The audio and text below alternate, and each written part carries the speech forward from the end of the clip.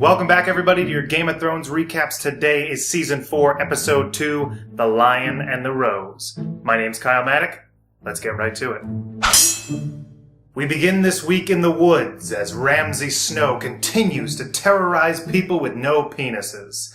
This time, it's some girl who is being hunted by Ramsay, his dogs, his girlfriend, and his BFF Theon, who now goes by Reek, because it's much easier to spell and rhymes with way more things than Theon. Like weak with one E, and weak with two E's. Endless possibilities. After Ramsay's hunting trip, he meets with his father, Roose Bolton, at his home, the Dreadfort. Roose is pissed at Ramsay for torturing Theon, which is weird, because it's coming from a guy who murdered an entire family at a wedding a few weeks ago. But Ramsay can prove that Theon still has value, as he's taught Reek how to be a barber, which apparently is an important person to have on your side when the entire country wants you dead.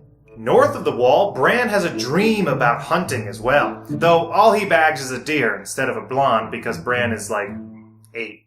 It doesn't last long before he's woken up by his alarm clock. Hodor. Bran isn't awake 5 minutes before Jojen starts in on him, telling him not to spend too much time inside the body of his wolf because he could get stuck if he makes that face for too long. Jojen then asks Bran if he did his homework, and to hurry up or he'll be late for the bus.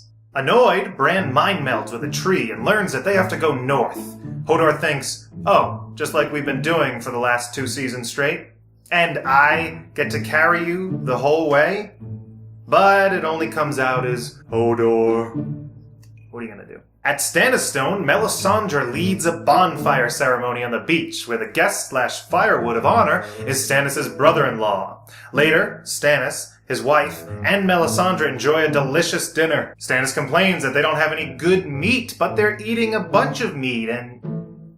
Wait a minute. Is that what they were doing on the beach? Oh, that's just disgusting. Selyse then tells Melisandre how Stannis once made her soup made out of books, which is somehow even more disgusting. After dinner, Melisandre tries to cheer up Stannis' daughter by telling her a bedtime story. Once upon a time, you were living in hell, and then we ate your uncle for dinner. The end. Finally, in King's Landing, the whole city prepares for the royal wedding. Over breakfast, Jaime confesses to Tyrion that he can't fight now that he lost his right hand. Tyrion suggests that he learn how to use his left, but Jaime doesn't want a sparring partner that will tell Westeros TMZ that the Kingslayer can't Kingslay anymore. Tyrion says he needs to train with someone who can't talk. So he puts Jaime with Bronn, who talks more than anyone else in the kingdom. Jaime then tells him there's something else he needs to learn to do with his left hand, and Bronn immediately asks for a raise. Tyrion is told by Varys that Cersei knows that Shae is both a hooker and Tyrion's girlfriend. And Cersei tells her dad, and Tyrion is totally gonna get grounded. Since being grounded totally sucks, Tyrion sends Shae to another continent instead of just breaking up with her. Later at Joffrey's, present-giving ceremony, Tyrion gives his nephew a book. Joffrey, still angry over having to read a book last week, uses his grandfather's gift, a Valyrian steel sword, to hack Tyrion's gift to pieces, which is the most pleasure that Joffrey has ever gotten from destroying anything that wasn't alive. Weddings are happy occasions, so everyone is super friendly to each other and in good spirits, like Jaime, who threatens to kill Loras if he marries Cersei, and Cersei, who accuses Brienne of being in love with Jaime, and then Tywin and Cersei threaten Oberyn and Illyria, who then threaten them even harder, and finally Margaery threatens the poor people of King's Landing by promising them whatever is left over from the giant pie made out of live birds. Joffrey then presents his wedding gift to Margaery.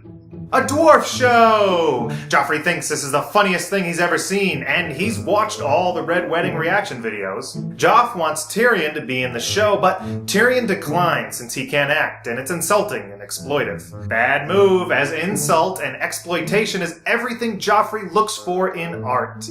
Joffrey pours a glass of wine over Tyrion's head and torches him throughout the wedding, making this the happiest day of Joffrey's life. Just as Tyrion has had enough, Margaery sees that it's time for bird pie. Joffrey eats a big piece while continuing to torment Tyrion, but suddenly starts choking. Everyone rushes to his side except for the only doctor in the city, who Cersei ironically sent away. As everyone stares powerless at Joffrey, his royal purpleness joins Ned, Robb, Cat, and everyone else whose death he's at least partially responsible for in the afterlife. And from that day forward, only will not attend was checked off on wedding invitations in Westeros. Tyrion goes to jail for murder. Dany burns another city to the ground in the name of... something. And Arya tells the Hound that she won't be his prisoner anymore. Unless he buys her a car. And there you have it, your recap for The Lion and the Rose. My name's Kyle Maddock. See you next week.